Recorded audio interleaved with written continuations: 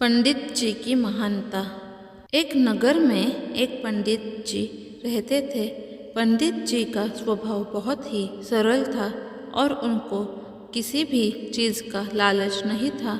आज पंडित जी सुबह बच्चों को पढ़ाने जा रहे थे तो उनकी पत्नी बोली, शाम के खाने के लिए बस एक मुट्ठी चावल है और कुछ नहीं। पंडित जी बिना कुछ बोले ही निकल दिए और शाम को जब घर पर वापस आए तो उनकी पत्नी ने उनको खाना खाने को दिया।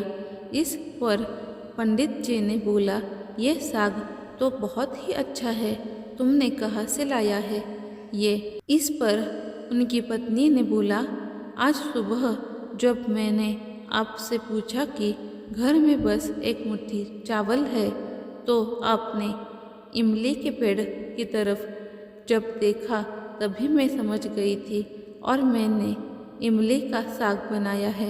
इस पर पंडित जी ने कहा, अब तो हमको भोजन की कोई चिंता करने की ज़रूरत नहीं है।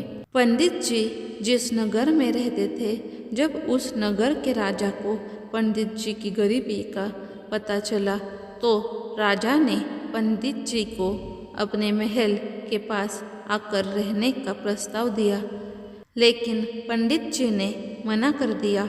इस पर राजा को बहुत अजीब सा लगा और वह खुद पंडित जी की छोटी सी कुटिया में मिलने के लिए पहुंच गया।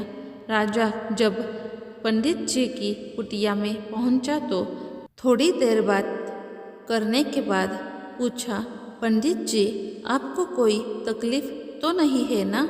यह इस पर पंडित जी ने बोला, यह बात तो आप हमारी पत्नी से पूछ लीजिए।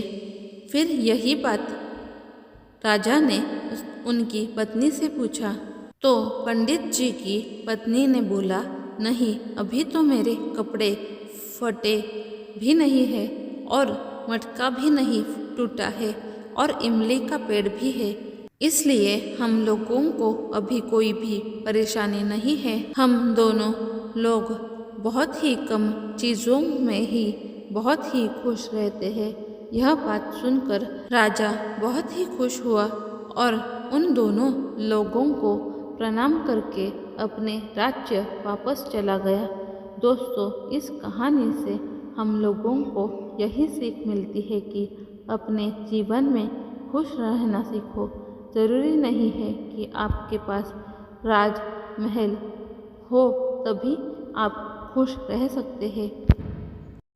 ऐसी ही और नई नई अच्छी स्टोरीज सुनने के लिए प्लीज़ मेरे चैनल को लाइक कीजिए, शेयर कीजिए और सब्सक्राइब कीजिए और कमेंट करना ना भूलिएगा।